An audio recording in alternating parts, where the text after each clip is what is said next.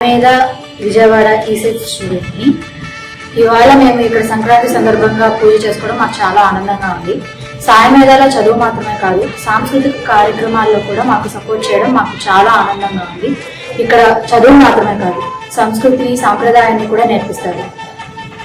సంక్రాంతి అనేది మనము ఆంధ్రప్రదేశ్లో ఎంతో అంగరంగ వైభవంగా జరుపుకుంటాము. ఇక్కడ మనము సంక్రాంతి సమయంలో లక్ష్మీదేవి ధాన్యలక్ష్మి రూపంగా ఇంటికి వస్తుందని అందరూ పూజలు చేసుకుంటారు. ఇప్పుడు సంక్రాంతి యొక్క విశిష్టతను తెలియజేయడానికి నా స్నేహితురాలు వస్తుంది. మనం ఈ సంక్రాంతిని 3 రోజులుగా జరుపుకుంటాము. మొదటి రోజు భోగి. భోగి రోజున భోగి మంటల్లో పాత వస్తువులు వేసి చెడు మొత్తం పోయి మంచి జరగాలని కోరుకుంటాము.